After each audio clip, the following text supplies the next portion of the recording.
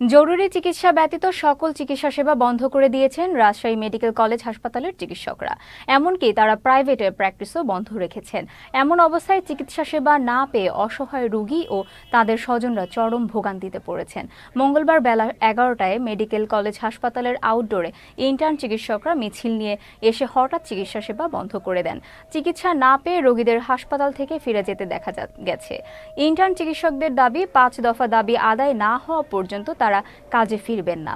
চিকিৎসকরা বলেছেন, আদালতে মেডিকেল অ্যাসিস্ট্যান্ট স্কুলের শিক্ষার্থীদের করা রিটের রায় এমবিবিএস চিকিৎসকদের পক্ষে না এলে আরও কঠোর কর্মসূচি ঘোষণা করা হবে।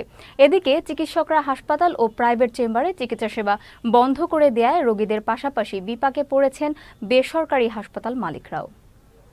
কালকে ইসলাম রিপোর্ট করলাম, আজকে আবার রিপোর্ট দেখানোর জন্য রিপোর্ট তুললাম। সেই ক্ষেত্রে দেখছি যে ডাক্তার রুম বন্ধ। তো ডাক্তারের যে অ্যাসিস্ট্যান্ট থাকে সে বলছে যে আজকে কোনো রুগী দেখবে না, আজকে ওনাদের অবরোধ। রিপোর্ট করতে দিল, রিপোর্ট করছি, করার পর এখন রিপোর্ট দেখে না, দেখলো না।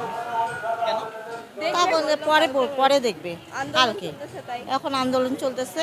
রিপোর্ট দিছে কিন্তু আজ দেখবে না, বললো যে 2 দিন কি 3 দিন পরে আসবেন আপনি। যারা ম্যাটস ডিএমএফ স্যাকমো আছে তাদের যে প্রতিষ্ঠানগুলো অতি সত্বর বন্ধ করে দিতে হবে এবং যারা অলরেডি ছাত্র তাদেরকে তাদের আলাদা কর্মসংস্থানের ব্যবস্থা করে দিতে হবে। অন্যান্য ওয়ার্ডগুলো কর্মবিরতির আন্ডারে আছে, কিন্তু শুধুমাত্র ইমার্জেন্সি এবং অ্যাডমিশনটা কর্মবিরতির বাইরে আছে। রাজশাহীর সমস্ত চিকিৎসক তথা দেশের সমস্ত বিশেষজ্ঞ চিকিৎসকদেরকে বিকালে প্রাইভেট চেম্বার থেকে বিরত থাকার জন্য অনুরোধ করা হয়েছে। আর এর পাশাপাশি আমাদের ইমার্জেন্সি সেবা সেটা কিন্তু তৎপর আছে এবং হাসপাতালে আসলে ইমার্জেন্সি কোনো রোগী কিন্তু ঘুরে যাবে না। দেখুন, এটা কিন্তু একটা ধারাবাহিকভাবে আন্দোলনটা চলমান রয়েছে এবং আমরা চিকিৎসকদের এবং ইন্টার্ন চিকিৎসকদের এই দাবির সাথে সম্পূর্ণ একমত। আমরা চাই তাদের এই যৌক্তিক এবং ন্যায়সঙ্গত দাবি একটা সহজ সমাধানে আসুক। একই সাথে এই যে সাময়িক অসুবিধা হচ্ছে তার জন্য আমরা আসলে দুঃখ প্রকাশ করছি।